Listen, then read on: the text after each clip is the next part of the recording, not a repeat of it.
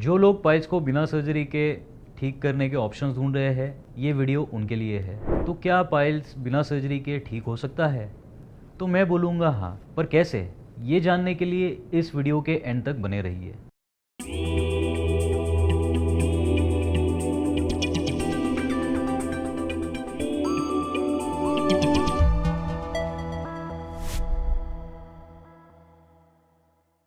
मैं हूं डॉक्टर पीयूष और मैं आप सबका स्वागत करता हूं प्रिस्टीन केयर के यूट्यूब चैनल पे। मैं जनरल सर्जन हूं और 14 सालों से मैं प्रैक्टिस कर रहा हूं। प्रिस्टीन केयर के expert team of doctors highest number of proctology surgeries करते हैं इंडिया में, और इसका सबूत है हमारे 20 लाख से भी ज़्यादा ट्रीटेड और खुश patients. Pristine care is also awarded as the centre of excellence in proctology surgeries in India. हमारा एम ये है कि आपकी मेडिकल प्रॉब्लम्स और क्वेरीज का हम सिंपलेस्ट सॉल्यूशन दें ताकि आप मेडिकली फिट और हेल्दी रहे। तो दोस्तों चलते हैं अब हमारे टॉपिक की ओर। पाइल्स एक कॉमन समस्या है। 50% लोगों को पाइल्स होगी by the time they are 50 और 5% लोग पाइल्स से सफ़र करते हैं कोई भी गिवन पॉइंट ऑफ टाइम पे। तो आइए अब जानते हैं और समझते हैं कि पाइल्स होता क्या है। जैसे कि आप देख सकते हैं, ये है गुद्दद्वार या एनल एरिया, एनल कैनाल, और यहाँ होती है एनल कुशंस। पाइल्स यानी कि डायलेटेड एनल वेन्स या लोअर रेक्टल वेन्स। यहाँ पे जो वेन्स रहती है ये डायलेट हो जाती है, जो कि पाइल्स बनाती है इस तरह से। बेसिकली दैट इज़ इन्फ्लेम्ड और डायलेटेड या सोलन रेक्टल या anal veins. What are the types of piles? There are 4 types of piles. One is a grade 1 जिसमें कि there is a prominence of the haemorrhoidal tissue. दूसरा है grade 2 जिसमें कि prominence रहता है हेमोरॉइडल टिश्यू का with some amount of prolapse, यानी कि नीचे की तरफ सरकता है पाइल्स और जो अपने आप अंदर जाता है। उसके बाद आता है ग्रेड 3 जिसमें कि प्रोमिनेंट भी रहता है और साथ में नीचे सरकता भी है, जो उंगली से अंदर डालना पड़ता है।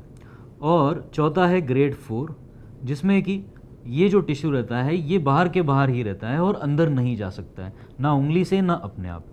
ये हो गया ग्रेड 1, ये हो गया ग्रेड 2, ये हो गया ग्रेड 3 और ये हो गया ग्रेड 4। तो इस प्रकार से ये हो गए 4 ग्रेड्स ऑफ पाइल्स। अब ये बनते क्यों है? सबसे पहले फर्स्ट कारण इज स्ट्रेनिंग एट मोशन। जितना ज़्यादा ज़ोर लगेगा उतना ज़्यादा प्रेशर यहाँ पड़ेगा, जिस वजह से over the period of years और मे बी डेज ये हेमोरॉइडल टिश्यू जो है वो नीचे की तरफ लैग डाउन करना या स्लैग आउट करना शुरू करेगा और ये पाइल्स को बनाएगा। This is the first reason जिससे कि ये पाइल्स होता है। Second is chronic constipation. What is chronic? Chronic मतलब जो लंबे समय के लिए है। कॉन्स्टिपेशन मतलब मल हार्ड हो जाना। जब मल यहाँ आता है, इस तरह से एनल एरिया है और इसके ऊपर है हमारा रेक्टम। यहाँ पे जब मल आता है और अगर इस मल में पानी का कंटेंट कम है तो ये मल होगा हार्ड, जो लीड करेगा कॉन्स्टिपेशन को और हार्ड स्टूल्स को। जब हार्ड स्टूल्स को इस एरिया से पास आउट करना है तो ऑब्वियसली इस एरिया पे प्रेशर पड़ेगा, और जो प्रेशर पड़ेगा उस वजह से ये डायलेट होगा haemorrhoidal tissue. Third reason is long sitting.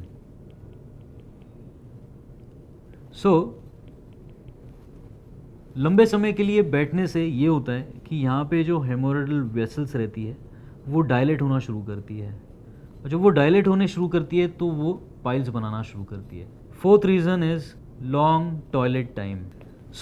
जब आप बहुत लंबे समय के लिए मोशन के लिए बैठते हैं तो होता क्या है, यहाँ पे प्रेशर पड़ना शुरू होता है।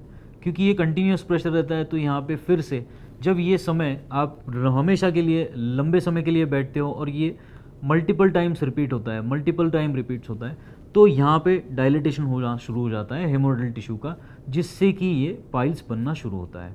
इनिशियली ग्रेड 1 से शुरू होगा, फिर ग्रेड 2 से जाएगा ग्रेड 3, और ये और लंबे समय के लिए चलेगा तो ये हो जाएगा ग्रेड 4 तक। Fifth is low fibre. Low fiber diet will again lead to hard stools and constipation, and this constipation will again lead to piles.